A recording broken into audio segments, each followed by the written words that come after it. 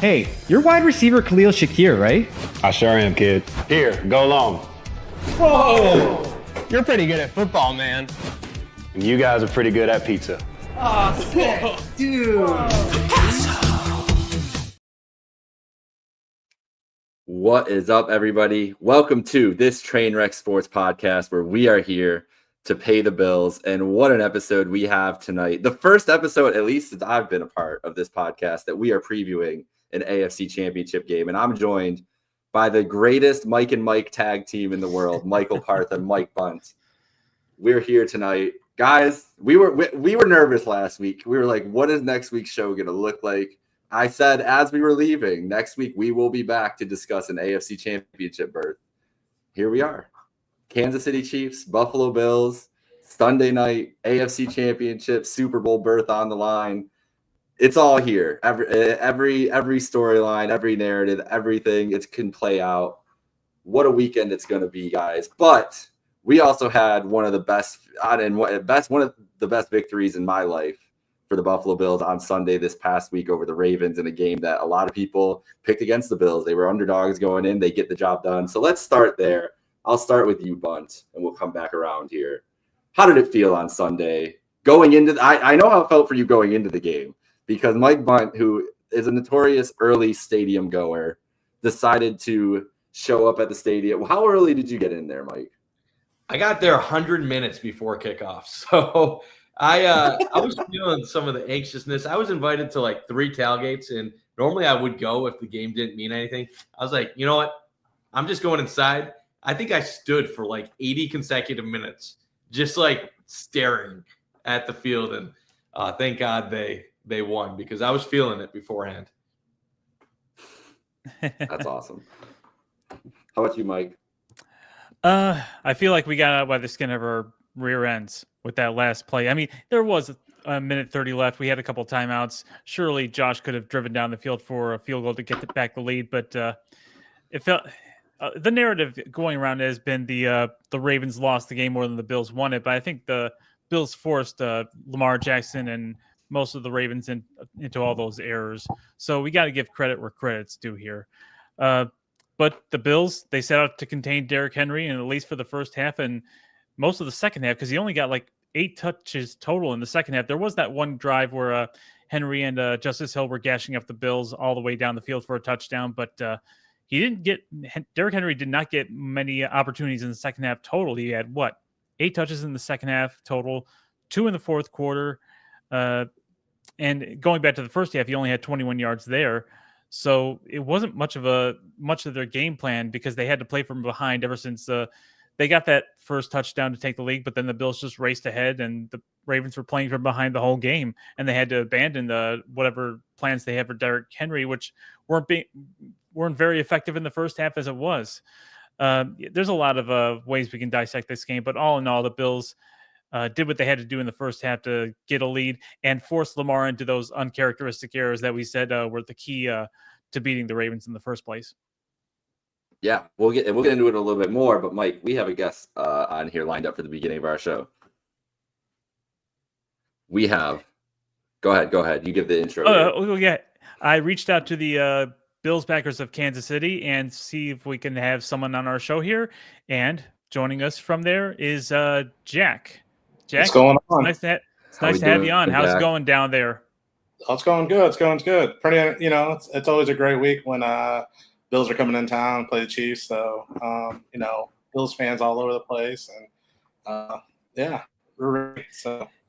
Do you guys sort of feel privileged because it's the marquee matchup every year, and it seems like the Bills come to Kansas City at least once a year? It's almost like you got to feel like a Buffalo Midwest or something like that. That's true, because Bills fans come from all over. Also, we got a couple good bars too that they go to, like Al's in Parkville, and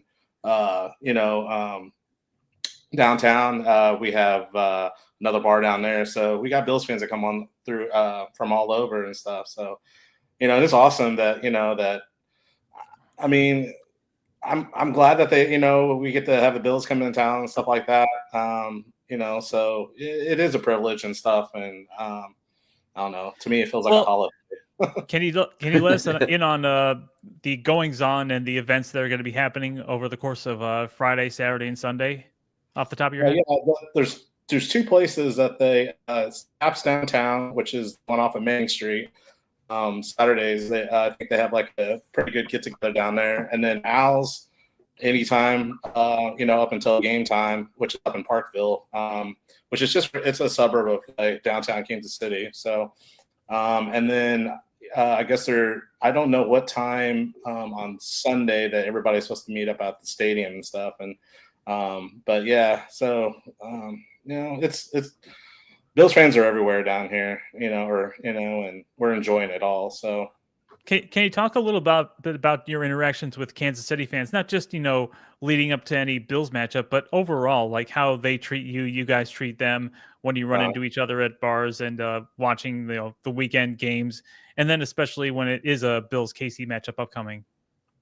To be honest, there's a lot of respect for both of each, both teams and stuff for each other.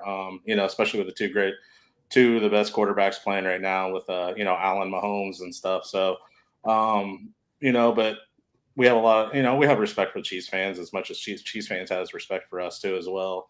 Really don't get picked on a whole lot and stuff. So besides some of your closest friends and stuff, but they're just giving me a hard time. But other than that, I do think that most of the time that we do get along pretty well with Chiefs fans and stuff, and just because of the rivalry from the early AFL days and stuff like that. So because we're some of the original teams that come out of the AFL and stuff like that. So but other than that, I do think that we get along pretty well and stuff with Chiefs fans, and just a lot of respect. So. What's been the Chiefs fans' vibe around their team all year? Do you get a sense of how they feel about their team, that it's not as good as it once was, or do they feel like quasi-confident because, we're the two-time Super Bowl champions and we can handle anything? Well, they still want to go for the three-peat. That's all you hear. So, and throughout the seasons, the games have been so close to, their games have been so close and everything. Respect for that and stuff. And I do think, a couple of people kind of told me that they would rather, they would have rather played Baltimore than us. To be, I think we're more. They think they match up. The Chiefs match up better with Baltimore than us. Yeah, and I think they thought they matched up better with Baltimore and stuff.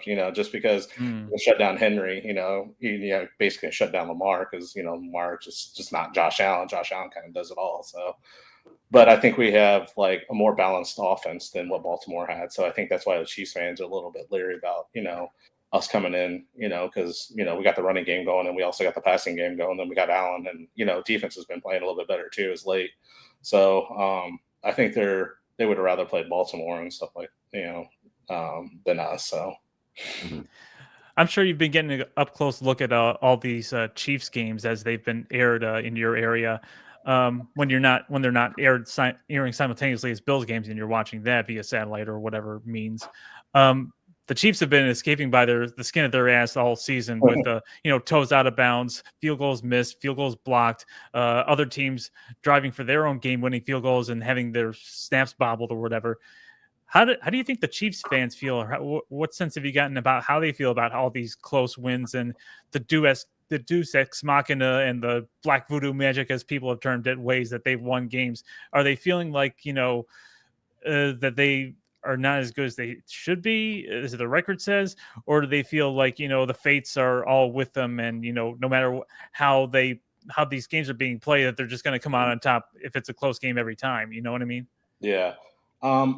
I don't think they have as much of the threat as they used to, especially when they had Tyreek Hill and stuff. They had that the deep threat. I think they're not there.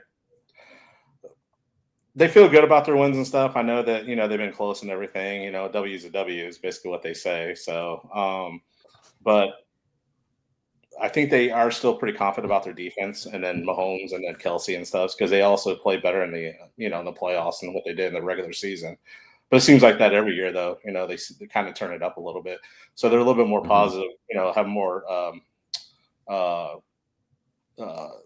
like a vibe going into the playoffs and stuff than actually during the regular season. So, and plus with playing in the division that they do, with the West. I mean, it's going to get better, within a few years or so. Yeah. But I think that's but also with some of the players that are getting a little bit older too, I think they are also starting to see that too as well. Just like with Kelsey getting up in his age and stuff like that, and then Mahomes is been in the league 8 years now. So quarterbacks usually go about 12 seasons or more, a little bit more. But they're still high on their horse and everything, and trying to go for the three-peat and everything. But I think they are a little. I think they kind of maybe slowly know that it might be coming to an end, within a few years, but yeah. What do you think what on Sunday? What's the split going to be? How many Bills fans are going to make it into Arrowhead, or even the tailgates, the surrounding area? Do you expect it to be 60-40, 70-30, 80-20? What are we talking here? I probably would say about 60-40, probably. Wow. Maybe 70-30, I would say. That's how it usually is because you see so much blue and last time it is wild to see Arrowhead, because you're used to just red, sea of red everywhere, and then when they play the Bills, it's just the little pockets, and they stick out so perfectly well with the blue. It's awesome to see. So yeah, I mean, I hope it's a good chunk Sunday.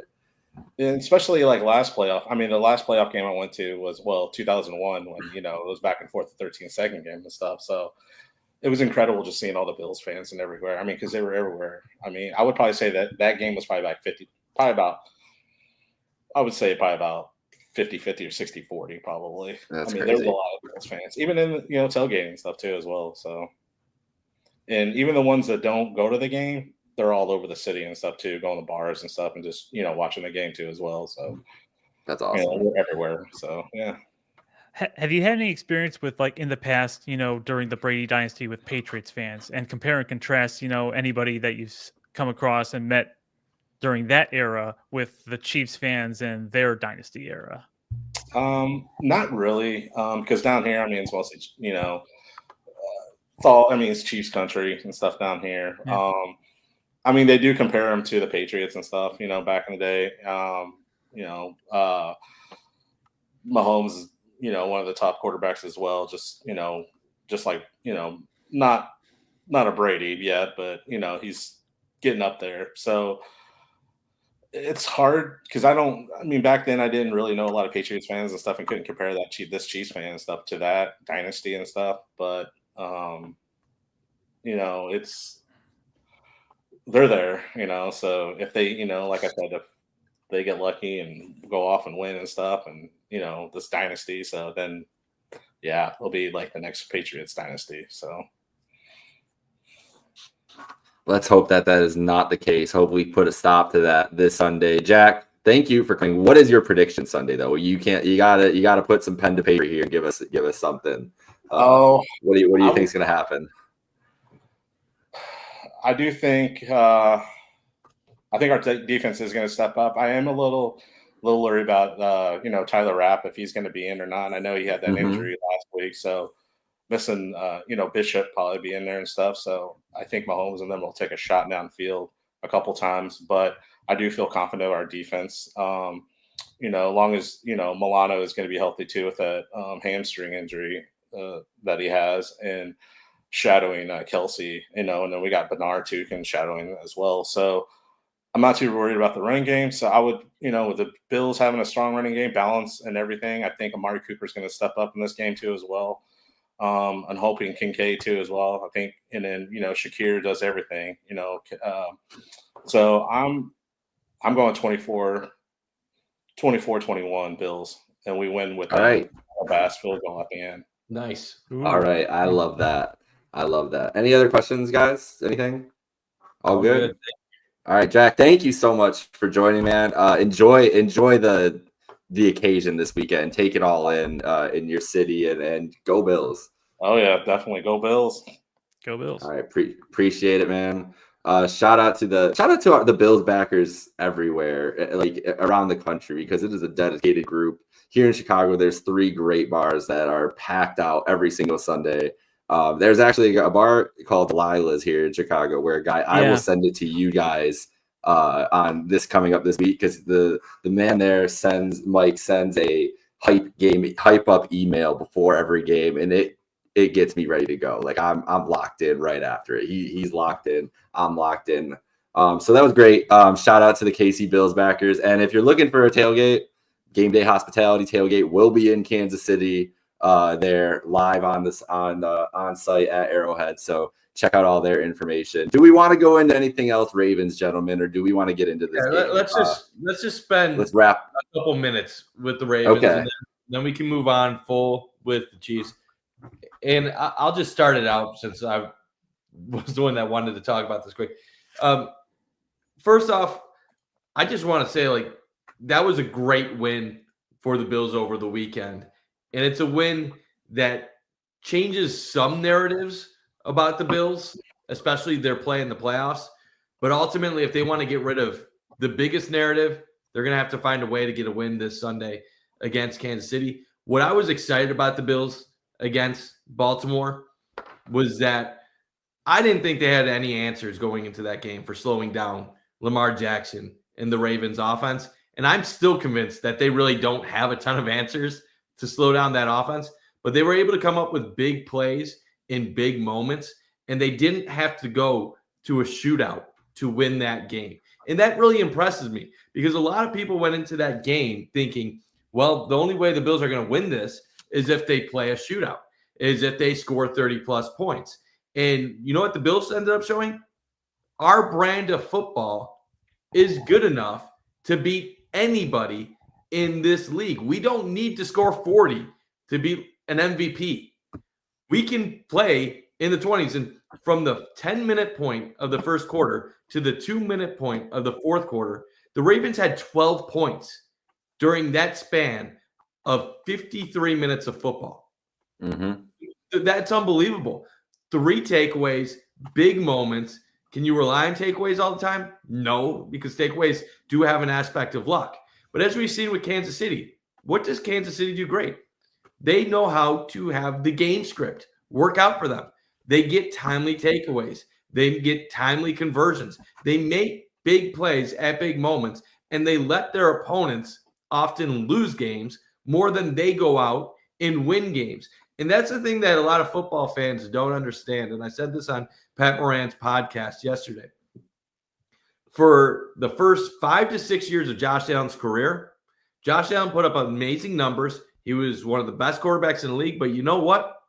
He lost the Bills quite a few games over that period of time with turnovers and mistakes. Yeah, he would throw for 300 yards and 3 touchdowns. So we wouldn't want to assign blame to him. But I said this on Moran's podcast. You can put 300 yards passing and 3 touchdowns against the Seattle Seahawks or some random team like the Cleveland Browns in week 10 of the season. But in the playoffs, the margins of error are slim. Are you going to be throwing for 300 most of the time against Kansas City in the playoffs? No. So you have to find out how to win these close games. And I think what the Bills have discovered by playing this brand of football where they rely on the run, they spread the wealth among their targets. They let their defense play aggressively and come up with a big play or two rather than consistently trying to rely on them to get stops, which is unrealistic against premier offenses.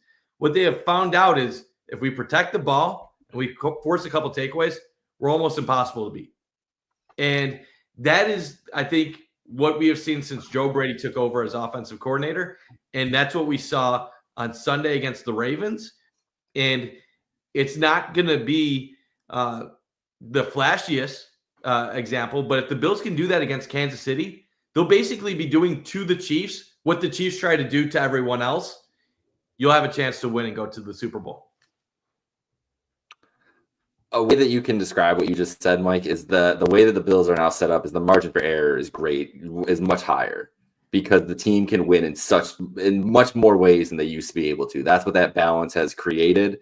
And that's what you get with a game like on Sunday where I mean, if you looked at total yard, if you're just a box score watcher, you're like, how did the Bills win this game outside of the tape? The turnovers are the obvious thing, but it's like, how did they escape with this game? Like in all reality, like you said, Partham, it could have been they escaped by the skin of their teeth in a one way too. Like it comes down to one play and Mark Andrews dropping the ball and everything. But the Bills play and taking advantage of those opportunities, putting themselves into that position, even having the 8-point lead where the 2-point had to be a thing was, I mean, that's a decision right at the end. And I said, go for it right away. Like I was wrong. That would have been the decision. I don't regret feeling that way in that moment, because that's, if I talk about my football philosophy and everything in those moments, I would go for the 2 score, but I understood going for the field goal, especially with the 8 points, and it pays off. And that's the thing, is like, that's why this feels so different if we're just talking from an emotional basis, because how many times do those scenarios happen and it hasn't paid off for the Bills in the past? And then we'd be there's another universe, another timeline where we're here and I'm ripping Sean McDermott for not trying to score that touchdown, because the Bills scored that touchdown, or the Ravens score that touchdown, get that 2-point conversion and win in overtime. Like there's another world where I'm on that other side and going I actually want to argue right this. Just have a quick talk about it. Go for it. I know I'm aggressive, and I know it's probably not the analytical thing. I'll let you take the mic over, because I'm sorry for taking over. They absolutely did the right call for the field goal. I agree. But like, if it was at the 1.5 yard line, that would have been a really difficult decision. But the reason why they had to kick it, because I actually was having this conversation with some people in the stadium at that time, was because, let's be real, even if they would have gotten stopped, which the Ravens defense at that time was getting stops against the Bills, I guarantee you that Lamar would have taken them 97 yards down the field, and they still would have scored a touchdown in that scenario. And then you're talking about losing the game. In that moment, you're talking about getting the field goal. The Ravens are going to have to go 70 yards. They're going to have to get a 2-point conversion. And then even if they do all of that, you're going to have enough time left on the clock, most likely, to still have your offense go out there and win with a field goal. It's more like, I understand like the whole playing to win, but the playing to win makes sense if it went to 7, if the lead goes to 7 instead of 8, I think that's the distinction that the playing to win distinction, because 8 is like, 8 is still a path to victory. Even if the worst case scenario happens, path to victory still open. 7, all of a sudden they can go for 2. And if they get that 2, then you're done. See, if you're up by 3 in that scenario, I feel different than if you're up 4 or 5. I think if you're up 3, I would go for it, because because like, this is where like you might, this logic might sound weird, but believe me, there is some logic behind it. If you're up by 3, you go for it there, because if you kick the field goal, you're putting the Ravens in a situation where up 6, a touchdown wins the game for them, and they're going to have 4 downs, and you're struggling to stop them. You're likely losing the game. But if you're up 4, a touchdown, if you kick a field goal, ties it. If you're up 5, it makes them get a touchdown and a 2-point conversion. You're talking about the field goal of death. If you make them have to go get a touchdown, then they're more likely to score. They're going to be much more aggressive. They say sometimes it's better to be up 3 points late in the game than to be up 4 points if you don't trust your defense, because of the situation and giving an extra down. I think if you're playing a lesser team than the Ravens, you could, with an average offense, you can make the argument, go for it, because you're basically ending the game. But the Ravens defense had shown that they were capable of coming up with a stop, and the Ravens offense has shown that they were good enough to drive down the field, that I feel like the go for it versus the risk of not getting it was a big enough gap to not justify it. It's not always like, what's the reward? It's what's the risk involved? And I feel like the risk involved was too great to justify it in that moment. And a lot of it is just the context of everything combined.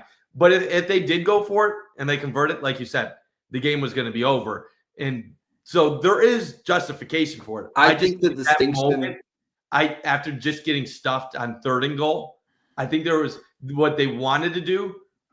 And you've seen this in the playoffs in the past, late in the season, weather gets bad. The Bills then start relying on Josh Allen's legs. I think they wanted to run it on 3rd and goal, thinking there's no way he's losing yards. Worst case scenario, he's at the 1, we push, game over.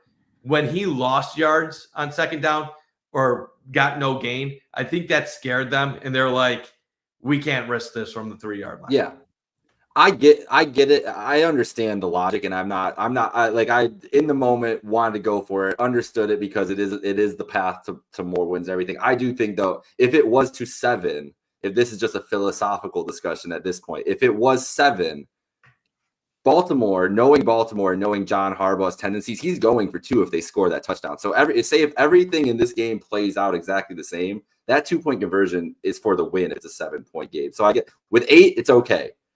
In that scenario, though, generally speaking, if it wasn't 8, if it's in that 4-3 range, I'm going for the kill. And I had this discussion earlier with somebody as well, talking about it. And it's just it was a scenario like towards the end of the game and everything. And it's just always, if you can score, my thing is, if you don't think your offense can score from 1 yard out, I don't know what we're doing here. And maybe that's wrong, and that's not always the right thought process for every scenario.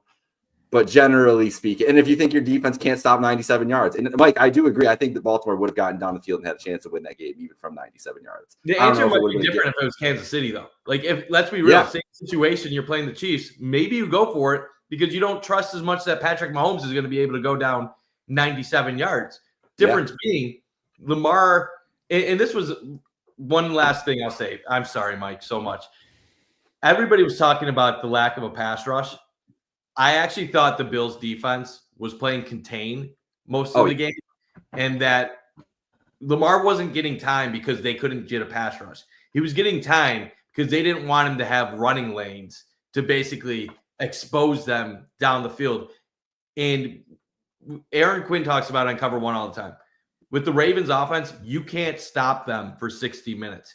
You just try to contain them as long as you can. And that's what the Bills' game plan was. Bottom line, if they had been within 1 yard of that first fourth down one to gain, they would have snuck it in and they would have sealed it with a touchdown. McDermott, ran down the sidelines to take a good look at it, from the side to see how long he had to go. I think that factored a lot into him deciding to kick a field goal and basically trust his defense. And I mean, we still had time left, and the Ravens couldn't come through with the conversion to tie it the way they had to. But I think it was pretty fortunate on our part. But regardless, we had a good game plan for Lamar and Derrick Henry, and we did just enough in the first half to give ourselves enough cushion that they really could catch up by the end. But I felt pretty neutral coming into that game, 50-50 as far as our chances. And I felt like, whatever happens, happens. This game, I'm starting to finally feel nerves that I haven't felt in a while. Not even last season, not anywhere near the regular season. The only time I feel nerves during the regular season is if we play the Dolphins or the Jets and we have, vocal rival fan base on the other side that wants to talk crap to us once we win and we end up beating them and shutting them up and showing them receipts. This game is making me nervous for, very practical reasons. Shout out to AJ here in the chat. He's feeling good right about the game. AJ from Batavia Daily News. If you're feeling good about the game, good for you, because I'm not. I'm not saying I'm feeling bad about this game against the Chiefs. I'm not feeling good about it either. I'm seeing, like Jake talking about, there's another universe where Sean McDermott's decision doesn't turn out well. I'm like Doctor Strange. I'm seeing the multiverse. I'm seeing all the outcomes. I'm seeing us, walking despondently home, lamenting another loss to the Chiefs. And I'm seeing at the same time, us hugging each other and, dancing with our dogs or whatever and breaking up bottles of champagne as we're finally going to go back to the Super Bowl, and our minds are being blown as to what this is going to be like. So I just can't really picture, all the 14 million, alternatives at the same time. Oh, I can picture them all at the same time. I just don't know which one we're going to need to have in order to be able to go to the Super Bowl. And so let's talk about before we get into X's and O's, because it is an emotional week, I think, for Bills fans as much as anything. And I think, Mike, I feel like that's where you're coming from as much as anything. Like, your nerves are from past Bills failures, not more than it is about the matchup in this game. Is that a safe assumption? past Bills failures, but also just a realization of the magnitude of this. And I'm sure this is going to be something we're going to get into as far as this being a legacy defining game for Josh Allen and Sean McDermott, and how much is going to fall on them. I think obviously a lot of that is going to be determined by how this game goes. Is it lost by the skin of our teeth? Is it won by the skin of our teeth? Is it a blowout like the last AFC Championship was? But also it's just the all or nothing of it, because there was a discussion going on, would the better narrative be to, lose in the divisional round and we can't get past the divisional round, or lose to the Chiefs in the AFC Championship and we can't get past the Chiefs? Is it better to, have a ceiling in a certain playoff bracket, or a ceiling against a certain team? And now that we've gotten past one of those, we've only got one left to go. And going into the offseason, if the Bills can't come through, it's going to be, I got a little stat here. I don't think any quarterback or any team has beaten another team more than 4 times in the playoffs. Now, that's to say that it hasn't had the opportunity in the playoffs 4 times. Like Jim Kelly beat the Miami Dolphins 3 times in the playoffs. He didn't get a 4th opportunity to play them. That was Doug Flutie by the next time the Bills and the Dolphins met in the playoffs. So it's unprecedented, but it hasn't had the opportunity to be precedented, shall we say. So my goodness, if that were to happen and Patrick Mahomes were to say that Patrick Mahomes has the Bills number in the playoffs, and that's been the narrative coming in, because we've won our fair share of regular season games and they've won all the playoff games. If this happens again, then we're never gonna hear the end of it from Nick Wright. As much as he can be an articulate guy in his own podcast, he's gonna go on, whatever show he's got, First Take or whatever they call it, and he's just gonna, roast us for it, and he's gonna have every right to, because the narrative's basically it's already reality, and it's gonna become even more reality. Yeah, no, this is a big one for the Bills, and Carson, that is a filthy comment, and you should be by yourself for that. I can't. That's hilarious. Shout out Carson. That gave me the best laugh of the day. I don't know. This is big for the narratives. This is so much bigger than the Baltimore game.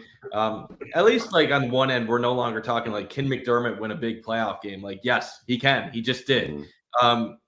So any talk about like McDermott being on the hot seat or not performing in the playoffs, like that's over right now. Like McDermott just bought himself like another 2 years minimum with getting to the AFC Championship game this year. So all the McDermott haters out there, like, you got nothing to say right now. He just beat the MVP. A lot of people thought the Ravens were the most talented team in the NFL. You took them down. Now it's about, can you beat the Chiefs? And I don't know if they can. I mean, we'll see. I know they can do it in the regular season. I know talent-wise they have the ability to. Even in the playoff games, Josh Allen actually has better stats on average against the Chiefs in the playoffs than he does in the regular season. But why do the Bills lose in the playoffs? Those tough, tight moment games haven't gone their way. 13 seconds. We don't need to revisit it, but they found a way to blow it. And I think in hindsight, like if they were in that situation again, we would be equally scared. like just knowing how the Chiefs operate in that situation. Last year, they had a chance to win it, and Deion Dawkins, who's normally reliable, gets pushed by Chris Jones, and it disrupts it in play. And then you're kicking a field goal, cold weather, and you miss it. The crazy thing when we're talking the Bills Chiefs is there's this narrative that the Chiefs are just so much better than the Bills, and that like the Bills are like the Bills call the Chiefs their daddy and all this crap. And like, it's not true. Like the Chiefs have been marginally better than the Bills. And that is the only difference and why we're talking about the Chiefs having maybe one of the best dynasties of all time and not the Bills possibly having a Super Bowl or two during that period of time. And that is what is so frustrating as a Bills fan right now, is that I feel like we've been watching consistently the second best team in football over the last 5 years only fall short because there's one historic team that they just can't get past. And it frustrates the hell out of me because I bet you if you talk to Eagles fans, you talk to 49ers fans, you talk to Bengals fans, you talk to Ravens fans, they all think their team is better than the Bills because the Eagles have gone to a Super Bowl in the past. The 49ers have gone to 2. The Ravens are going to have a 3-time MVP award winner. The Bengals went to 1. And it's all nonsense. The Bills have been consistently great. The Eagles have up and down moments. The Bengals can't even make the playoffs with Joe Burrow. The Ravens have moments of greatness, but then they look like crap at other times. Like, for all the crap Josh Allen gets for the playoffs and the losses, at least he shows up in the playoffs. Lamar Jackson doesn't, and then he has people on ESPN apologizing for him. Like, it's disgusting. And the reality of it is, while we're talking about Josh 0-3 in the playoffs against Kansas City, the Bills could have won 6 in a row against them. Like, if there's one team that's designed to beat the Chiefs, it's the Bills. And the Chiefs fans should be scared because they've lost to us 4 times in recent memory. They know what it's like to lose to us. And the only reason why they have this sense of confidence and this sense of we're going to get past them, there's only like a few reasons why. One, it's because they've gotten by us by those slim margins. And number 2, they've won the Super Bowls. But if you were just looking on paper, you were looking at these teams, and you were looking at the previous matchups, you would say it's bound to go the other way at some time. To your point, there is really a distinctive split for Patrick Mahomes versus the Bills, regular season versus the playoffs. Joe Marino has these stats actually. Patrick Mahomes' stats for the Bills in the regular versus the Bills in the regular season. He's 1-4, 64 completion percentage, averages 260 passing yards per game, 10 touchdowns, 7 interceptions, 85.9 passer rating. In the playoffs, Mahomes is 3-0. 75% completion percentage, averages 306 pass yards per game, 8 touchdowns, no interceptions, 126.6 passer rating. I mean, that is a pretty distinctive split as far as whatever you attribute it to, whether the Chiefs make the adjustments or the Chiefs just turn it on for the playoffs or whatever the case may be. There's a really simple answer to this. Okay. The first time they played Mahomes in the playoffs, that Bills team wasn't at that level yet. Sure. They had overachieved, and that Bills defense during the COVID year really struggled, and they got torn apart against the Chiefs. Boom. That's 1/3 of the games that contributes to the stats. Number 2, you have the 13 seconds game, and you're missing Trey White. They still have Tyreek. That was during like the point of the Chiefs offense. No one was slowing them down. Well, then what has happened in recent years? The Chiefs offense this year, not as good. The Chiefs offense last year, not as good. So the playoff games, 2 of the 3 playoff games against the Chiefs are from when Mahomes was at the best of all time level and going on historical like statistics and craziness. So you have 66% of his playoff stats are from a period where he was unstoppable. The regular season games include the last 2 years where the Chiefs offense has been pedestrian at times. And it includes the first game where when he first came to Buffalo in the COVID year, the Chiefs relied heavily on the run game. And that was also early on in Josh Allen's time as just growing to being an elite quarterback in the league. So 3/5, 60% of the regular season games were not Mahomes at his best. Yeah. Mahomes, despite being in the playoff game. So I really don't think it's like Mahomes suddenly is way better in the playoffs against the Bills. I think a lot of it is the Chiefs hold things back in the playoffs, especially for bigger opponents that they know they can't just cruise past. I think Reed and Mahomes do save some stuff for the Bills. But you know what? They have played how many times in the last 5 years now? This is like a divisional matchup now. There should be nothing that should surprise the Bills. And I think that actually favors the Bills because I think that what the Bills, when they go up against teams, most of the time, teams can't handle what they face. But the Chiefs always seem to have some surprise for the Bills. I think the Chiefs, without the element of surprise against the Bills, Buffalo should beat them when it matters. They just haven't. So we'll see what happens. Yeah. Speaking of, nothing surprising and being able to see everything that the other team does. not unlike the Ravens rematch with the Bills, we're going to be getting a almost completely different makeup of not just the Bills, but each team, because we went over, the main defensive guys that the Bills didn't have. Amari Cooper wasn't here at the time of the first Bills-Ravens matchup earlier in the season. Now we're getting a Bills and Chiefs teams that compared to their first meeting in the regular season, we're getting Matt Milano back, just like we didn't have him against the Ravens. We're getting back Spencer Brown, Dalton Kincaid, and Keon Coleman didn't play that game. Neither did Dwayne Smoot. I forget how to pronounce his name. But as the Chiefs rightly pointed out to me, as I was saying, we beat the Chiefs without Kincaid or Coleman, but they did not have Isaiah Pacheco. They did not have Marquise Brown. Jalen Watson's coming back. Charles Omenihu is back, and he's key to their defensive rush, being able to complement Chris Jones in that way. And they also have Harrison Butker back kicking.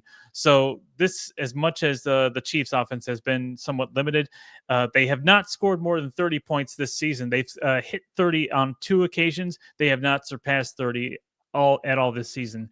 But they've been decisively winning a bit more in the last few weeks, playoffs included, in the last couple of relevant regular season games included. So I don't think that they're going to, as you heard from Jack, the Chiefs were a little more afraid of matching up against us. They would have rather face the Ravens. A lot of people have been saying that between the Chiefs, Ravens, and Bills is almost like a rock, paper, scissors matchup, where one matchup would be great for anyone, one matchup wouldn't be so favorable for you. But there's a lot coming into this game to break down about the Chiefs. One thing, as far as Dalton Kincaid coming back, and he's been pretty quiet since he's been back in the last few weeks. But good luck with the Sabres, AJ. Good luck in the comments. That ain't a real comment. That's a full of crap comment right there. But anyway, as far as the Chiefs go, one weakness that one way the Bills can attack them is on the tight end side, because for some reason the Chiefs have had problems defending the tight ends all year. KC's defense is, I believe, Mina Kimes had these stats that she tweeted out. KC's 31st in defensive success rate against tight ends and 32nd in yards per play when opposing teams target their tight ends. I think I heard somewhere that the Chiefs have given up over 1,200 yards to tight ends this season.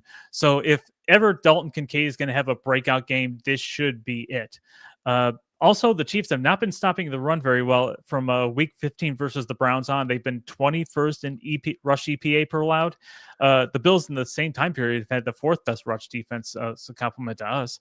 But there's ways to attack this Chiefs defense. It's not just, Chris Brown and Charles Omenihu going to be able to rush Josh Allen. I think because of the more balanced attack, and I do trust Josh, just like last week against the formidable Ravens defense. I trust Josh's ability to scramble, keep his eyes downfield, dink and dunk and dodge any would-be sackers, and find the plays to make downfield, or just take off with his legs and get 10 yards and move the chains again. I think there's ways to attack this Chiefs defense that the Bills can take advantage of. No, I agree. There's definitely things out there for the Bills to attack the Chiefs. I still want them, talking both sides about offensively, I still want the Bills to rely on the run game. I need James Cook to go off. He's the second most important player on this Bills offense behind Josh Allen, in my opinion. Obviously, you can mention the offensive line as a unit as the second most important thing, giving him time, protection, and run lanes for Cook. But I think the Bills need Cook and the running backs to have a big game. Not only because you want the offense to have success, but you really want to be able to control the clock in this game. And when you're having a good, efficient run game and you're moving the ball, what does that do? It takes the pressure off of the quarterback, doesn't make them take as many risks. You're setting third and manageable, second and shorts. And then what aren't you doing there? Getting blitzed by Spagnuolo and forcing it into tight coverage. And what do we normally see the Chiefs get away with a lot in the playoffs? Clutching, grabbing, holding. What happens a lot in the playoffs, refs bite their whistle. They don't call things that they call in the regular season. That's why the Chiefs defense in the older years with Mahomes would go from being 20th in the league to looking dominant in the playoffs, because things that would get called in the regular season no longer get called in the playoffs, and then they get away with things. But I want to touch on this for 1 second, Bunt. Some people have been analyzing the penalties that the Chiefs get versus their opponents over the last couple of years. I think my friends over at the sports bar, Mike Danger and G. Battaglia, were saying, it's pretty even as far as penalties called, yardage given up via penalties between the Chiefs and their opponents. But Warren Sharp, and I sent this out to those guys. I don't know if they reacted to it on their show this evening from 3 to 6, but I haven't had a chance to listen to them back yet. But Warren Sharp of Sharp Football had this crazy stat line that he picked out from ESPN as far as the Chiefs in the playoff games. Over 11 playoff games in the last 4 years, there have been 0 games where the Chiefs have had more penalties and 10 games where their opponents have had more penalties. And there's a nice little chart breakdown here. Penalty analysis last 4 years since 2021. So there's 2 different breakdowns. There's games with more or less penalty yardage than opponent, and there's also games with more or less penalties called overall than their opponent. And this is broken down for not just the Chiefs, but all these different teams that have had 5 or more playoff games since 2021. Teams like the Ravens, the Rams, Eagles, 49ers, Bills, Bucks, and Bengals. As far as the net amount of games where you've had less penalty yardage than your opponent versus more than your opponent, you have teams like the Ravens who have had +1, Rams +1, one more game where they've had less penalty yardage than their opponent. And it goes down the line, -1 for the Eagles, -1 for the 49ers, -2 for the Bills and the Bucks, and -5 for the Bengals. You want to know how many more Chiefs games? I think I just laid it out there. +9 net games where they've had more penalty yardage called on their opponent than them. And then it also plays out for penalties overall. 10 games the Chiefs have had with less penalties called on their opponent. No games where the opponent has had more penalties called on them than the Chiefs. And all the other teams are basically in low single digits as far as whether it's positive or negative. So I don't know what that necessarily is telling us. I think maybe it's because that the Chiefs, and somebody else pointed this out to Warren Sharp, that the Chiefs just play so many playoff games at home because they constantly get the number 1 seed, and invariably officials are, the human tendency is to favor the home team sometimes more so than others. But I think that's a pretty distinct advantage, whether it's whether you want to put your tinfoil hat on and call it a conspiracy or just call it home cooking. I think there's a distinct advantage that Chiefs are getting from officials' calls during the playoff games. And I want to just answer to that quick, and then we'll get to AJ's question. AJ's got some questions here. Would mean to us. I don't think the refereeing is a huge deal. More so, I just want consistent calls on both sides. What you call for the Chiefs, I want you to call for the Bills. I don't think any crew is going in and saying, I want to show bias towards one side or another. But I do think when you're dealing with superstars, sometimes you have that unconscious or subconscious where you're giving a benefit of the call to a legend or a great player. You don't intend to. You're not even aware of it sometimes in your own head, but you're trying to protect somebody that you know is great or elite. And the fact of it is, if we're being real, like, yes, Pat Mahomes gets a lot of calls that he doesn't deserve, but so does Josh Allen. Allen has gotten a lot of calls throughout the years. I wonder if the officials have ever had to lecture Patrick Mahomes about trying to get a call like they did Josh Allen recently. Yeah, so like it does happen both ways. Now, I will say some of the calls in the divisional round game, Houston versus the Chiefs, were egregious. The one personal foul when the 2 Texans collided with each other and barely even made contact with Mahomes. That's horrible. The one roughing the passer I thought was pretty horrible too. But at the same time, you look at the Bills game, there's a couple of horrible calls in that game. The Deion Dawkins holding was atrocious. And then I thought the pass interference on Trey White was abysmal. Keon Coleman was the one that initiated the contact and pushed Trey White to the ground. I didn't think that was pass interference on Trey at all.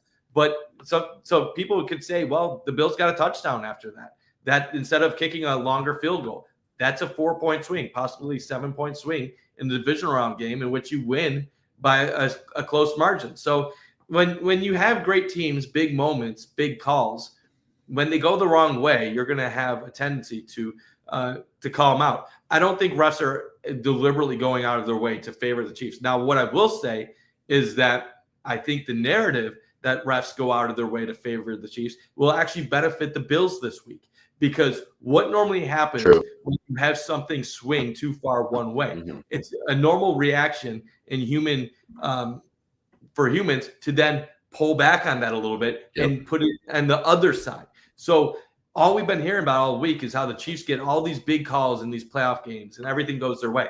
Well, you know what? The refs going into this game are going to be aware of that. They might not throw a flag if Mahomes gets hit a little bit late now. They might throw a flag on the Chiefs in a moment just to show, hey, we're not trying to just favor Kansas City. It's like how you have makeup calls in a lot of sports. I was going to say, are we more tolerant of ref mistakes and blown calls if they go ahead and throw a makeup call? Makeup calls are the worst thing in the league. Just don't do them. Like, just try to call a fair game, because when you deliberately throw a flag on something that you know isn't a flag, you're just then creating future makeup calls. And then the whole game is messed up, like the Jets Monday night game against the Bills. And then what I will say, this current referee crew, and I don't really care too much who the crew is on a weekly basis, they call the most penalties on the home team in the league, and they call the second most penalties on the road team in the league. They throw the most flags of any unit. So we're going to see probably a decent amount of flags either way. But here's another interesting stat, and not to take too much out of it. Patrick Mahomes is only 6-5 when this crew calls the game. Now, it's not the same exact crew that because in the playoffs they do shuffle things up a little bit. But if you're a head referee and you think about all the success the Chiefs have had over the years with Mahomes, and you have only a 6-5 record, probably calls the game a little bit differently enough to where the Chiefs, even if there isn't that bias where they're intentionally getting all these calls, maybe it does change it enough to where it evens the things out a little bit more. You know, you mentioned that those two very questionable roughing the passer calls in the Chiefs Texans game, to the point where even Joe Buck and Troy Aikman were vocally, lamenting, "Oh, come on, that's not a great call." I think even their officiating, was it Gene Steratore or somebody else? Because it's always Gene Steratore, right? Nobody there was saying that was any kind of a good call. I wonder if with the announcers basically just having enough and just not being able to hold it back, does that influence anybody at the NFL officiating headquarters? 100% that plays a role. 100%. Because most announcers don't have the gall to call it out because they're just looking out for their jobs. They don't want to be in trouble. But Buck and Aikman are foolproof, and it was their last game of the year. So Aikman was like, "Fuck this, bro! Like, what are they gonna do? They can't get mad at me. They can't take me off any game." The NFL was probably mad at Aikman. Oh, I'm sure. For what he did. They probably had to talk to him, and Aikman's like, "What are you gonna do? I'm a 3-time Super Bowl winner. I'm just doing this because I'm at the top of the top." But like the thing is, you're not going to see that on your normal CBS game on regional TV at 1 o'clock on a Sunday or 4 o'clock. And I don't even know if Tony Romo necessarily has that courage to really. No, Romo's just giving you the, I don't know, Jim. I don't know. Romo's just in the moment, enjoying it. But like that's his code for that's a bad call, but he can't. That's a bad, exactly. Yeah, like when he sees something that like he knows is bad, but he's not going to be like, that's a horrible call. He's going to be like, I don't know about that. I don't know about that, Jim. Might not be able to happen. It might just be like his physical response to holding his tongue. Like, it's crazy. It's like Rob Ray when the Sabres blow a 3-goal lead in overtime. He's like, ugh. But I'm not too worried about the refs in this game overall. And yeah, AJ, keep the jokes coming, man. Keep the jokes coming. I had to bring it back up. Unbelievable, man. But like, I'll say this: I do want to talk one more thing matchup wise before we wrap up and we go predictions. And I want to touch on this question too, with AJ threw at us earlier with the more total yards, because as we saw last week, Ravens outgained Bills by 100. All 4 losers outgained their opponents in the divisional round. Yeah, but go ahead, Mike. Jump on what you're going to say. Yeah, so I'll say this: I don't know who's going to have more yards, less yards in this game. At the end of the day, I will say this: I think this is going to be a lower scoring game. I don't think this is going to be a high scoring contest on Sunday, and that might surprise some people because in the past we're so conditioned to know about these high scoring affairs like the 13 seconds game. I think this is going to be similar to the playoff game last year, where it's a game in the low 20s. You're going to see both teams try to run the ball. And a lot of it being just how these teams are made. Like, neither team has high-end skill makers like that are explosive in the pass game. Yes, the Chiefs have Xavier Worthy. Check how many plays he has of over like 30 yards this year. He doesn't have a ton. Yes, they have Travis Kelce. How many times is he going to break it downfield for like 40-plus yards? Probably not a ton. Like, the Chiefs are going to rely on the run. They're going to rely on getting down the field in intervals. They have the longest average drive length, I think, in the NFL this season. The Bills like getting it to James Cook. They like to get it – like, a lot of the Bills' explosive plays this year are James Cook runs. They're not passes downfield. So I think this is going to be a lower scoring game. And what I look out for in this game is, you think about the playoffs last year. No Terrell Bernard, no Matt Milano. That's hard when you're going up against Travis Kelce and Pat Mahomes. They carved them alive. You had A.J. Klein and rookie Dorian Williams. The reason the Chiefs went off in the playoffs was the Bills didn't have the proper guys in the linebacking core to slow them down. If Milano is good to go, which it appears like he will be, and you have Bernard in this game, and you have a healthy Aaron Johnson, assuming Benford's not out, this defense is going to be the healthiest they've been in the playoffs against the Chiefs ever. And that is what never gets discussed in the postseason versus regular season conversation. The Bills are normally not healthy in several areas in the postseason against the Chiefs. They are healthy right now. They have their guys ready to go. That is why there's this sense of confidence. And I think Milano is the X factor in this And he game. looked good.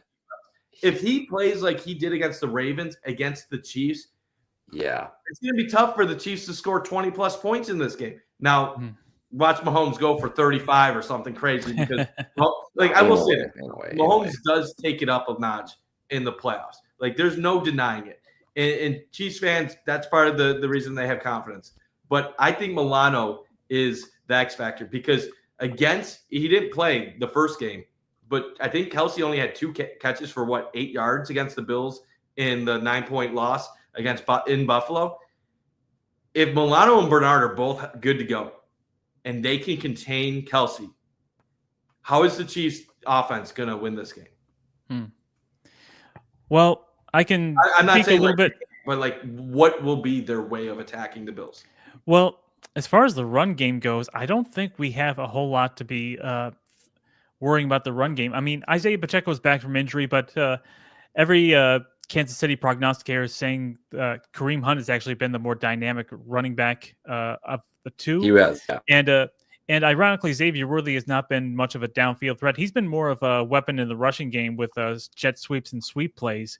With that being said, my understanding is the Chiefs have not had a running back go over 60 yards since November. Now, maybe that's not including anything Patrick Mahomes has done, but I haven't heard anything about Mahomes going off on a big running game. Like you said, I do expect this to be a game in the 20s because, as I said before, Chiefs have not gotten over 30 points. They've scored exactly 30 twice. They haven't gotten more than that all season long. Hollywood Brown is back recently, but he hasn't been targeted much. They might activate Mecole Hardman from IR.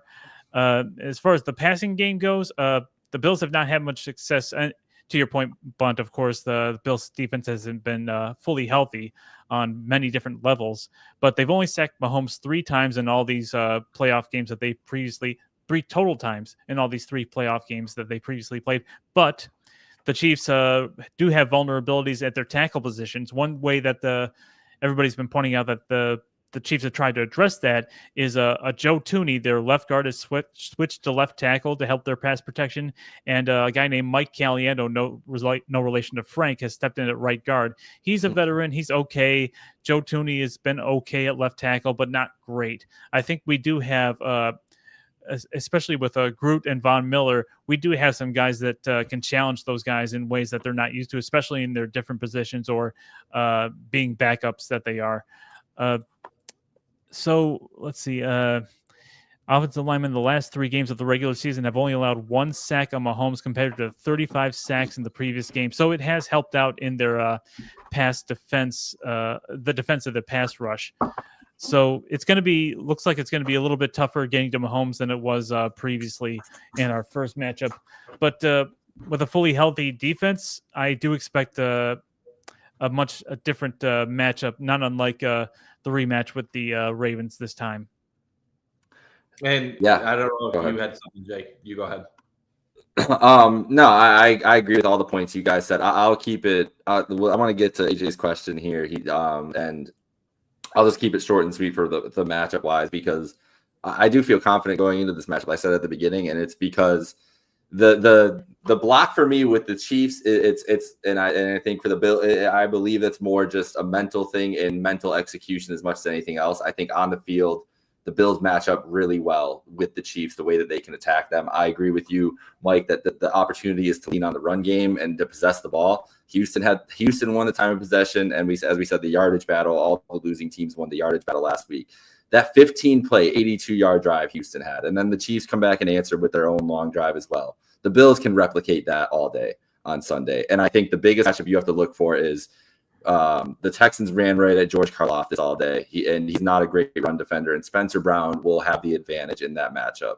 Now, Chris Jones is the scariest person on the Chiefs to me, and he has been for the last couple of years. And the Dawkins play that you mentioned earlier is the exact reason, because on one play can destroy your whole season if he wants to.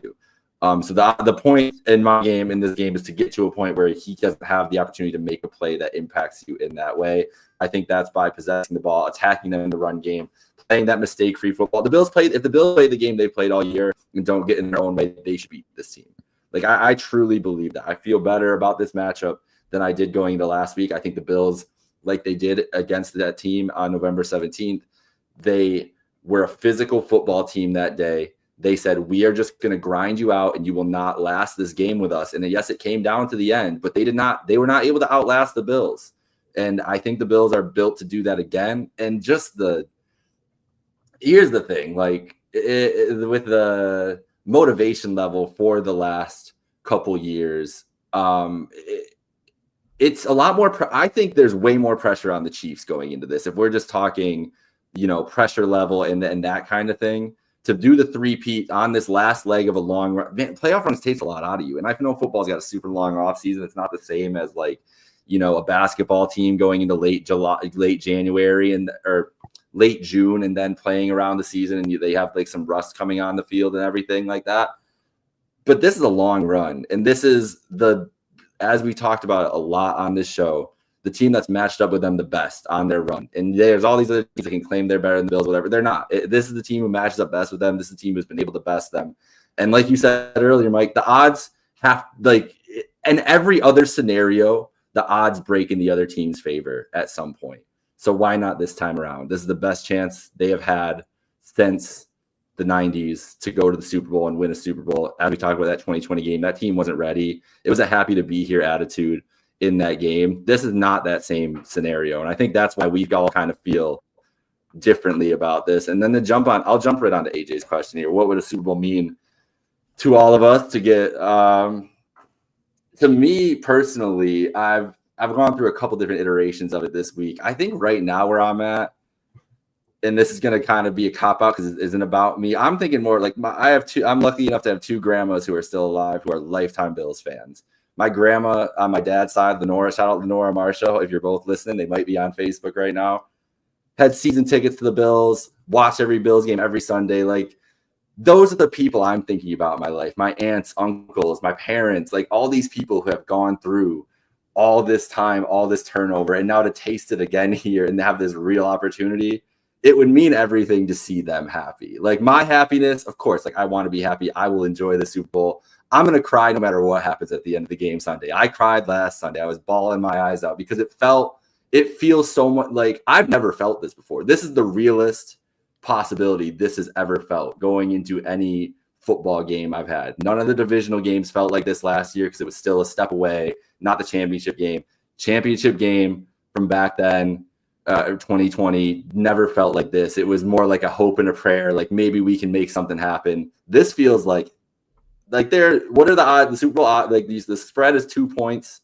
I think the odds, the Eagles are the favorite just because the Bills and Chiefs are head to head. I think the Chiefs are like plus 240 and the Bills are plus 250 or something like that.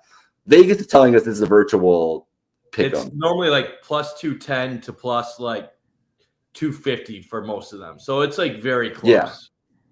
Yeah. So it's right down the middle, everything else. And I understand that anxiety and everything going into it, but it feels so real going into this moment. So a Super Bowl would mean to me personally, I'm more thinking about all my family and the people who have been through all this, but then also myself as a 28-year-old and any other person that's around my age and everything, who I don't know what's worse. And I was having this conversation with myself earlier, and I'm wondering this because I'm sure, losing 4 straight Super Bowls and then having to go endure this drought, couldn't even imagine that. But in my position, I never even got to enjoy any stretch of good Bills football. I was 2 years old when the Music City Miracle happens. And then my entire childhood until I am in a freshman in college, the Bills are not in the playoffs. But I'm also dealing with this generational trauma from my parents and all these other people who, when I'm beginning to become a Bills fan, 10 years earlier, they're used to going to Super Bowls every year. And the negativity starts to boil from there. And that's all you're known out of. And so it's like, man, like, I just want to taste, I want my own experience. I know y'all's trauma with these Super Bowls and everything like that. This is an opportunity as a fan base for me and plenty of other my friends and anything else. What can happen differently here that'll shape our lives for the next 50, 60, 70 years? Because that's what we're talking about here. The Bills make the Super Bowl. That day will define a lot of how we feel about sports for the next 50, 60, 70, however long we're alive.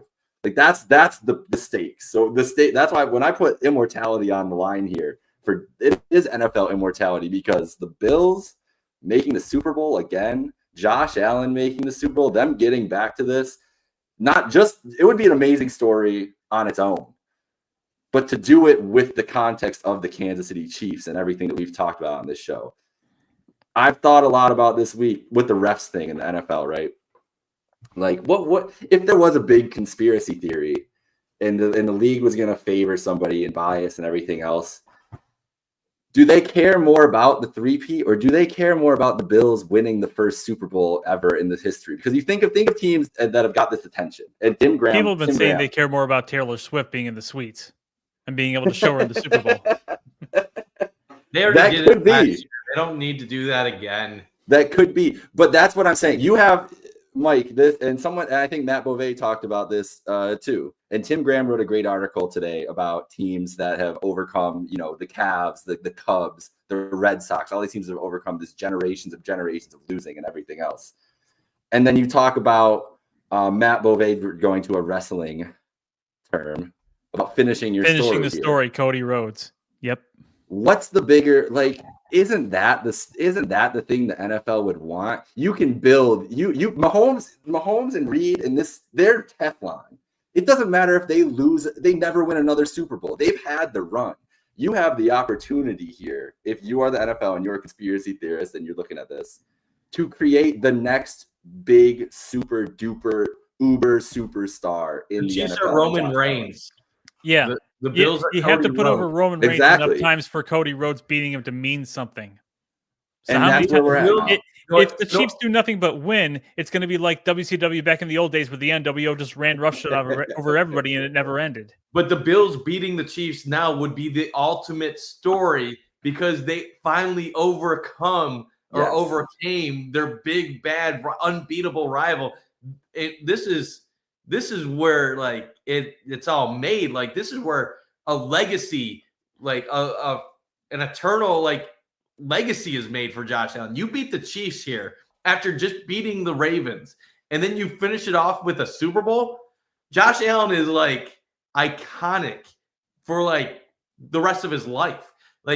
There's teams that you remember just that maybe weren't dynasties, but you remember they came up big in that moment. It wouldn't matter if the Bills never got back or that they never won it. This would cement Josh Allen and the Bills for the next 50 years. It's ironic because I went back and I watched a little of Four Falls of Buffalo, as I'm sure a lot of us are, whether we went through those years or we remember those years or not. And of course, when they get to the fourth one, it's nobody wanted us here is what Thurman Thomas was saying. And they were saying piss him off and go for 4. I have my own feelings about, that sentiment. I'm going to keep those to myself. But the idea that the nation, the league, all the other football fans were suffering from Buffalo fatigue was very real. I can tell you that much. And the Bills were just defiant about it and say, you know what, we're just going to keep winning and try to get a Super Bowl win again. And that came on the heels of the Bills beating the Chiefs in the AFC Championship game. Fast forward about 30 years, and now here we are with the Chiefs going to and winning all these Super Bowls, trying for a third in a row. The league and the fans' sentiment is very much Chiefs fatigue and, hey, go Bills, stop these Chiefs once and for all. And it's the Bills trying to play, spoiler to the Chiefs dynasty. It's very ironic as far as I'm concerned, from what we were dealing with back in the day. As far as what a Super Bowl would mean to me, because me and my dad went through all four of those Super Bowl years. We went through the playoffs with Wade Phillips and Doug Flutie, and a couple of times where we came up short in the course of the Music City Miracle happened. And I've gone through all 17 of these, playoff drought years. It means a chance at immortality. It means a chance at, as we say with Cody Rhodes, finishing the story. Just getting to the Super Bowl would be smashing the glass ceiling of the Chiefs. But just like the Red Sox in 04, you can beat the Yankees, but the curse of the Bambino doesn't end until you win the World Series. So you have to finish that all in one fell swoop in order for all the bad juju from the past to go away once and for all. So we can go to the Super Bowl, but I can tell you this much. And I remember a little vignette airing after the Bills beat the Dolphins to go to their third straight Super Bowl. This was in January of 93 after the 92 season. Guys like Marv Levy and Bruce Smith and Jim Kelly talking about, the idea of when losing a regular season game is always a bad feeling, but the feeling upon having lost a Super Bowl, Marv Levy said, is tremendous. The idea that you're just there in the Super Bowl is a great feeling and a great privilege to be there, and it is. But the letdown about having lost is tremendous, and it's something that they knew they only had so many chances to get back there and so many chances to avenge those losses and finally win one. And they knew that in the middle of their Super Bowl run, mind you. So losing two more after that had to be, unimaginably bad for them. So I can tell you all this. It's going to be exciting to get to the Super Bowl if we are able to do it, if the Bills are able to do it this time. But just as much as this game feels like all or nothing, like it's going to be all sunshine and rainbows or gloomy, doomy, it's going to be raining and we're all going to be feeling sorry and lamenting our lives and whatnot. It's going to feel even if we beat the Chiefs, it's going to feel the exact same way if we get to the Super Bowl and lose. And especially if we lose, with, one play here or one play there would have made a difference. So for me, getting to the Super Bowl means a lot, but winning the Super Bowl will mean that much more. I think for me, winning the Super Bowl, I'm not going to cry. I don't think, at least I might. I'm going to cry Sunday. I'm not sure what's going to happen if we judging. win the Super Bowl. I am not judging anyone that does cry. I'm more of like when because I'll cry for things, but I'm more of like something like that. It's going to hit me like after the moment. Like in the moment, I'm going to be like adrenaline. I'm going to feel like pumped up, like energy. Like I'm going to be like, let's go. I'm going to be like, oh yeah. And then like I was on my video on Sunday. And then like a week from now, I'm going to be like sitting down. I'm going to be like, oh, there's no football for like 7 months. And then I'm going to be like, damn, we did it. We really did it. And then I'm going to I'll be sitting like in like the middle of Wegmans at like picking up some prepared food or something, like ordering a sub, and then I'm just gonna start crying there. Bro, it's gonna happen. Now you're gonna catch the glimpse of like that cheap Wegmans like Super Bowl champion shirt and be like, holy shit, this is real. Like, and then I'm just gonna start like people are gonna be like, mommy, what's wrong with that guy over there? They're like, don't avoid him. Just walk out. Guys, I have been looking back. Sir, please, can you leave the premises of the building, please? I've been looking back, and I was, on board with the Red Sox back in their 03-04 run because I was just starting to learn about their whole history and all the stuff that they've been through, and I very much related to it as a very hard luck Bills fan, as we all were back in those days and still are today. And I look back at some of these documentaries, that HBO made, and I think there's one on Netflix now, and seeing all these fans, talk about how much it meant to them to finally get past their hated rival and win the world championship. and it makes me, misty-eyed, almost to the point of crying, just looking back and seeing what it means, and seeing all these people visiting the graves of their grandparents and great grandparents who never got to see it, and try to be able to share, what they were able to experience with their long lost loved ones. It's going to be emotional, guys. For everybody that you've wanted to win it, the Bills to win it for, whether they're here with us or not, you're going to be thinking about them. You're going to be thinking about all those years that you've had the heartbreak that you've had to witness live, and the heartbreaks that you've had to, learn about, secondhand, because it was before your time. I don't think we're going to be prepared for how much it hits us, if we get to the Super Bowl, whether we win or lose. We already saw how people reacted after the drought, and that was just to make the playoffs. I think we know it's going to hit people hard, and it's going to impact Buffalo a lot more than it would impact a lot of other cities, because we don't have 4+ professional teams. Like a lot of these major cities, like you have a bunch of teams. Like New York, how many teams you got? You got the Yankees, the Mets, the Giants, the Jets, the Devils, Rangers, Islanders. You could go on and on. Knicks, Nets, MLS teams. Like, you're going to win championships in major cities because you have all these chances. The Bills have 2 teams and one, right? I mean, Buffalo has 2 teams, and right now the one team is a complete joke, and they're not going to be good anytime soon. So really, you only have one team, and this is their moment. And if they don't take advantage of it with Josh Allen, who knows how long it'll be, like we witnessed after Jim Kelly. So it does mean a lot. And this it goes to what Tim Russert once said about, Dallas doesn't need a Super Bowl. They have, big oil and all the pom-poms and that big hair, and and Washington doesn't need it because they have the capital and everything surrounding it. Buffalo, we have the Bills. That's basically our identity. And the thing about it is, a lot of those other cities too, like, they have a higher quality of life in many aspects. They have other things to look forward to. And I don't mean this as a diss on Buffalo. I love Buffalo, but there's a reason why we talk about chicken wings and the Bills and and outdoor stuff. It's because we don't really have a ton. So this is our identity.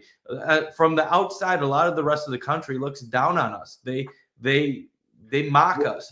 On the flip side of that, the most of the rest of the country knows why Buffalo, New York exists because of the Bills too. Yes, it's our identity. It's what we are. It's what we take pride in. A lot of what we take pride in the Bills is the same thing why Southern states take pride in their state football programs. And exactly. Stuff like that. And it's a lot of, that's why we've always had that close connection to a college field. It's because it's regional pride. Like, that is where our pride is. The same way fans of Southern states like Georgia are Georgia fans, or like Alabama are Alabama fans, or Tennessee fans. We'll see how much that holds up in the transfer era. And what I'll say is, for me, if the Bills won a Super Bowl, it'd probably be the happiest moment of my life. My wife is probably listening. She's probably making a face right now. You have to put that caveat in. Wife, kids. She gets it. You know what? The Bills have been in my life for 33 years. My wife has been in my life for a decade. The Bills predate her by 23 years. So she's not going to like me saying that. But, like, it's something like you invest your entire life in. And I'll be real. Like, after they win it, I'm still going to love the Bills as much as ever. But there's going to be a part of, like acceptance. Like, oh, we won. Like, I can, like. Yeah. I don't know what I'm going to do once the chase is over. I'm still going to love it, but I know a little bit of it is going to fade, like a teeny bit, if it ever happens. And I just know it'll be a monumental moment in something that I really look forward to, and I hope it happens, because, like, you saw when Cleveland won with LeBron, like, what it meant to that city. Like, that's what we're talking about here. The Red Sox. What it meant to LeBron. Did you see when he won those first 2 championships with the Miami Heat? He was shaking hands with the opposing players, basically very cool with it. It was his 3rd title win. And when he wins it, and it's Cleveland's first title win, and he's a guy from that region, he is on the floor bawling his eyes out. Now, it is important to note, people get this wrong all the time. The Bills have, in fact, won 2 championships. Yeah. With big asterisks attached, because they weren't undisputed championships. They won a championship in their league. That's all they can compete for at that point in time. Mm-hmm. The Super Bowl didn't exist yet. Right. It just simply didn't. They won their championships twice. So if you were a Bills fan in 1964 and 1965, you won a championship. So I do think it is a little like crappy that people like go back and they're like, the Bills have never won a championship. They've won 2. They weren't always in the NFL. The NFL did not include all of these teams that currently are part of it back in the day. But it would be the greatest thing ever. And honestly, it feels more realistic than it ever has at any other point in my fandom. To the point where, like you said, those Super Bowl odds, they're basically even. Like the difference between like plus 225 and like plus 260, plus 270, it's very minor. And really, like that's basically just saying the home field advantage is why it's 100%. The Chiefs are like a slightly higher. They're saying like if it was a neutral field, it would basically, I would say maybe the Bills would be. And maybe whoever wins this game will be the Super Bowl favorite next week. Will be the favorite. Let's get out to the picks. All right, well, we got to start with Carson, and then you're going bunt, and we'll come back around. Carson has picking the Chiefs 34-31. Big Jets fan, Carson Hayek going there. So, Mike Bunt. So, you guys know what I did last week. I picked the Ravens. And back in 2020, I picked the Ravens against the Bills in the divisional round, and the Ravens ended up losing. And then I picked the Chiefs against the Bills in the AFC Championship, and then the Chiefs ended up winning. And then last week, I talked to you about the whole Vegas, when a team is a 1 to 2.5 point underdog, but they're going up against a team that a lot of people are putting money on, and the narratives say they should win. Right now, the Chiefs are anywhere from a 1.5 to a 2 point favorite. The majority of the money is in on the Chiefs right now. They've won the last 2 Super Bowls, and most people across the country, even though they might like the Bills, they're thinking Mahomes just does not lose when it matters the most. Well, I'm telling you, Vegas is putting subtle hints right there that they think the Bills are going to win this game. And you can ask me, well, why is that? They're still underdogs. How often do you see a team win by 1 or 2 points? Not often. Bills last week. Okay. But I'm talking the Ravens were the favorite. The Bills won the game. You're right. How often do you see a team favored by 1 or 2 points win the game by 1 or 2 points? It doesn't happen often, especially when Vegas has advanced algorithms and advanced metrics that point them in a certain direction. And then they use the perception and narratives of a team, and they use the numbers to basically use the perception against bettors, because most people that bet are just generic fans. They're not in-depth, sharp money people that know the ins and outs. The advanced metrics think the Bills are a better team than the Chiefs. Not by much, but slightly. And I think Vegas right now knows that, and they think that the Bills are going to win this game. Now, with that being said, I'm biased because I'm a Bills fan, and I'm afraid of disappointment, and I'm going to pick the Chiefs because I don't want to be picking the Bills and then setting myself up for disappointment and failure. So I'm going to do the same thing I did last week. I'm going to pick the Chiefs. I'm going to pick a 24-21 game. The over-under is 48.5. I'm going to go with the under, and I'm going to pick Kansas City. But if you listen to my gambling advice, which is literally contradicts everything I just said, and you want to make some money, well, then realize that it's pointing to a Bills victory. You know what? I think back to when the Red Sox came back from down 3-0 to beat the Yankees in 2004. And they finished that game off with a Game 7 where they didn't just beat the Yankees, they destroyed them. It was like 10-3. They would smack like 4 home runs on them that whole game in their home stadium, mind you. So if you weren't going to win it in your home stadium, being able to win it in your rival's home stadium was very sweetly satisfying for them. And I have a feeling that despite my nerves, despite what Vegas says or thinks about the Bills' chances if they're good or not, I'm seeing some flaws on this Kansas City team. And despite getting some of their guys back and some of our guys back, kind of like, it's an end game on both sides where injured players are coming back through portals and whatnot. You know what? I'm just going to say it. I'm going to say it's a blowout. I'm saying the Chiefs are not going to reach 30 like they have all season. I'm saying the Bills are going to be able to get that 30, and it'll be 30-17 Bills. It's not just going to be a win to excise all the demons. It's going to be a statement on our way to the Super Bowl. Damn. Mike Partham, I was toying with the idea, and I still am as I'm sitting here right now. I had two paths for Bills victory. One was I was just going to say this game. I think this is the kind of game exactly what you said, where they're like, this is our moment. Fuck these guys. We're going to go out here and roll. And I think the Bills could win this game very big. I love the matchups here. Before I get to my score prediction, if the Bills offense is the very best unit in this game, which is not something that could be said that definitively over the last 5 years of this rivalry with the Chiefs. I feel very strongly saying that I trust this Bills unit more than anybody else in this game. I think they play to that strength. I think the Bills get up over 30 points again this week. Back over 30 points again this week. I think the Bills are going to win this one 35-27.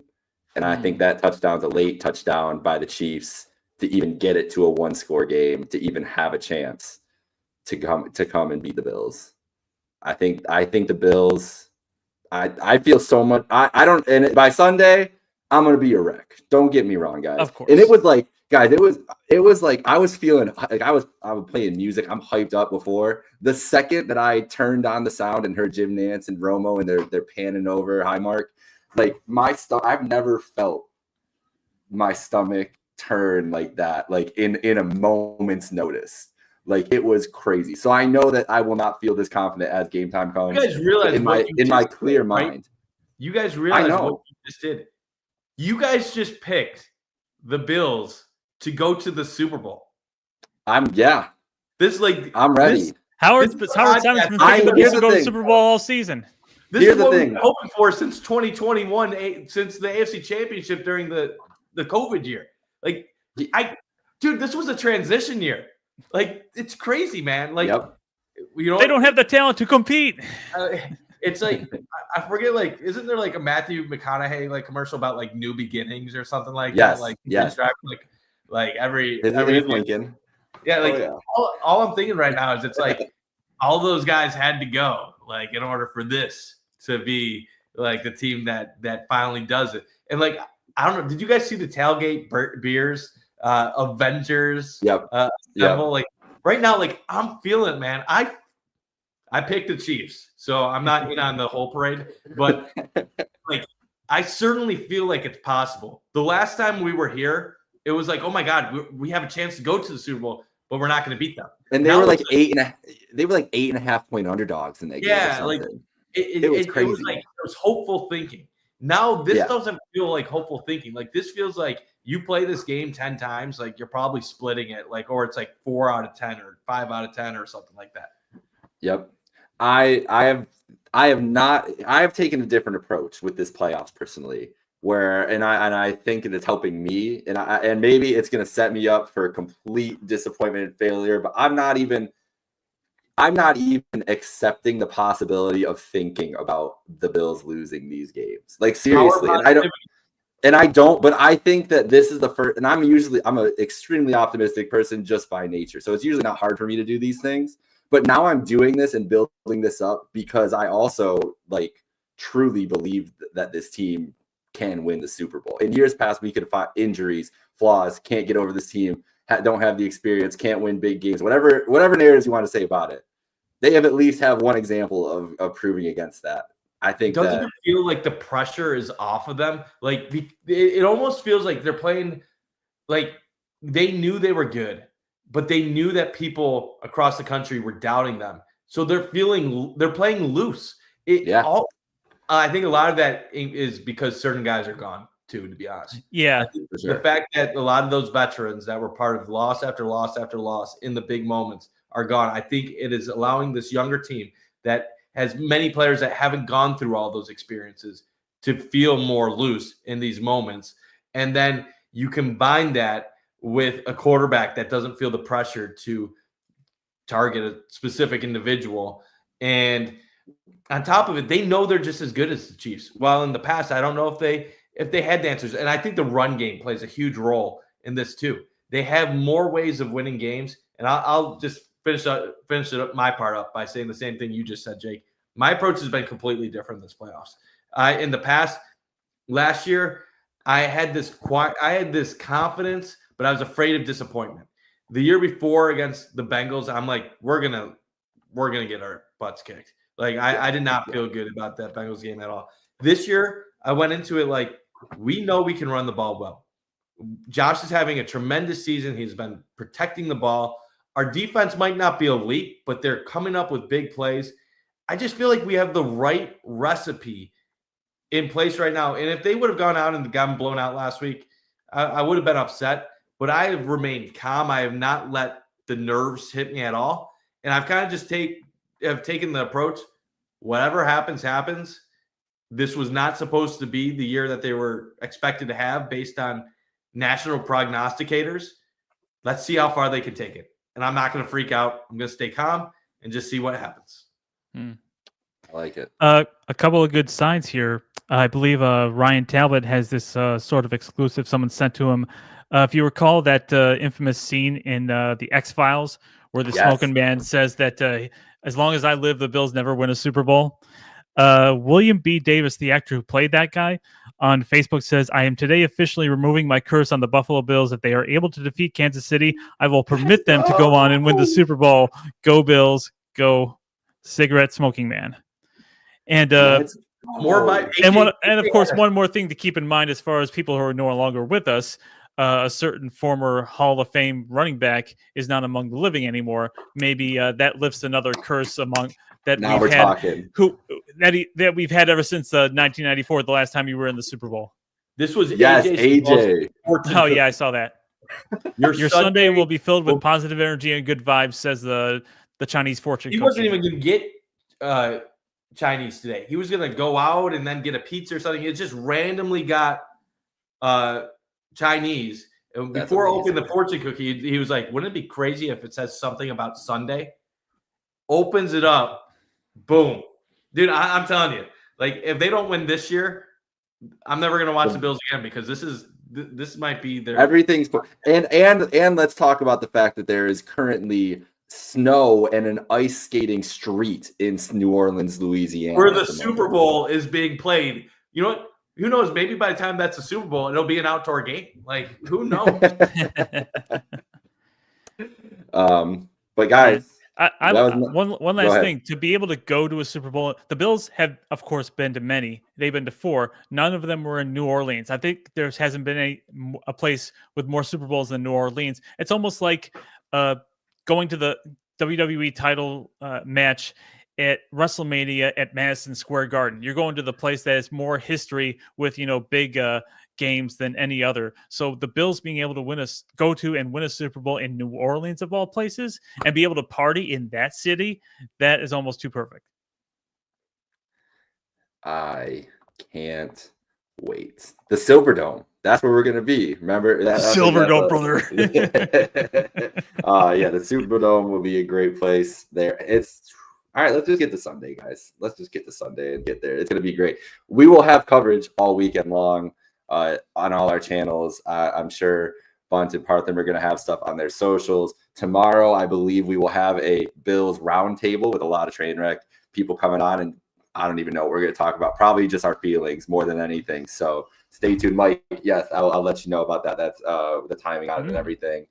The Sunday, I don't know where the pregame will be, but Maniac and Slick and the guys will be on location somewhere in Buffalo, and we'll have our normal pregame show. I'll be here in Chicago. It'll probably be around halftime of the NFC Championship is when we'll go live and get ready for the Bills game. And then obviously 5:30 Central, 6:30 Eastern kickoff coverage all over the place here. We'll have a post-game show. I'm very scared. That is the thing I'm most scared of, guys, is the post-game show possibilities here, because either I'm going to be like drunk on the post-game show and who knows what happens, or I'm going to literally be the most depressed human being I've ever been. I don't even know what I'm going to do. Which means you'll be drunk either way. Possibility. You're right.